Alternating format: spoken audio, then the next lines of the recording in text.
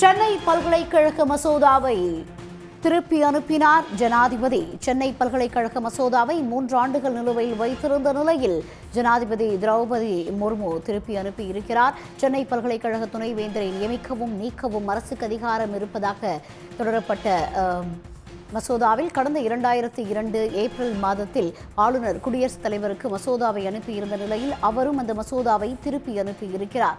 3 ஆண்டுகள் நிலுவையில் இருந்த மசோதாவை ஆளுநர் திருப்பி அனுப்பியிருக்கிறார். சென்னை பல்கலைக்கழக மசோதாவை 3 ஆண்டுகள் நிலுவையில் வைத்திருந்த நிலையில் குடியரசுத் தலைவர் அந்த மசோதாவை திருப்பி அனுப்பியிருக்கிறார். சென்னை பல்கலைக்கழக துணைவேந்தரை நியமிக்கவும் நீக்கவும் அதிகாரம் கோரும் மசோதா தொடர்பாக கடந்த 2002 ஏப்ரல் மாதம் சட்டப்பேரவையில் மசோதா நிறைவேற்றப்பட்டு ஆளுநருக்கு அனுப்பி வைக்கப்பட்டது. இந்நிலையில் ஆளுநர் குடியரசுத் தலைவருக்கு மசோதாவை அனுப்பிய நிலையில் அவரும் அந்த மசோதாவை திருப்பி அனுப்பியிருக்கிறார். சென்னை பல்கலைக்கழக மசோதாவை 3 ஆண்டுகள் நிலுவையில் வைத்திருந்த நிலையில் திருப்பி அனுப்பியிருக்கிறார் குடியரசுத் தலைவர். சென்னை பல்கலைக்கழக துணைவேந்தரை நியமிக்கவும் நீக்கவும் அரசுக்கு அதிகாரம் அளிக்கும் வகையில் மசோதா நிறைவேற்றப்பட்டிருந்தது. இந்நிலையில் அந்த மசோதாவை தற்போது ஆளுநர் குடியரசுத் தலைவருக்கு அனுப்பியிருந்த நிலையில் குடியரசுத் தலைவர் திருப்பி அனுப்பியிருக்கிறார். கூடுதல் விவரங்களுடன் செய்தியாளர் கண்ணன் இணைகிறார். கண்ணன், விவரங்கள்.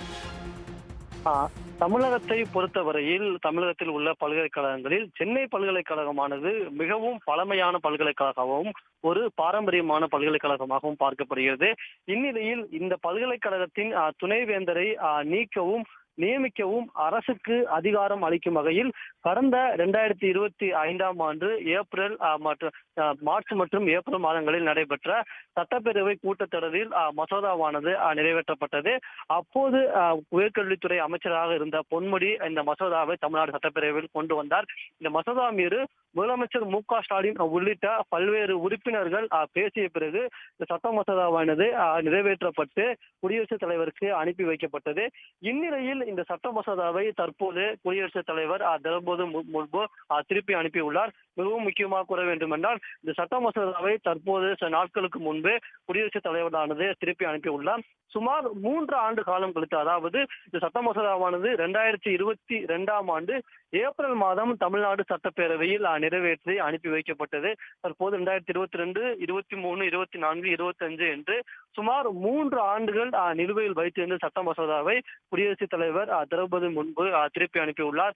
ஏற்கனவே பல்கலைக்கழகங்களின் துணைவேந்தர்களை நியமிக்கும் தொடர்பான பல்வேறு மசோதாக்கள் தற்போது தொடர்பான வழக்குகள் உச்சநீதிமன்றத்திலும் உயர் நீதிமன்றத்திலும் நிலுவையில் உள்ள நிலையில் தற்போது 3 ஆண்டுகள் கழித்து இந்த சென்னை பல்கலைக்கழக சட்ட திருத்த மசோதாவை குடியரசுத் தலைவர் திருப்பி அனுப்பியுள்ளார்.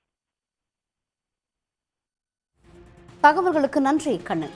உடனுக்குடன் செய்திகளை தெரிந்து கொள்ள சன் நியூஸ் பெல் ஐகானை கிளிக் பண்ணுங்க.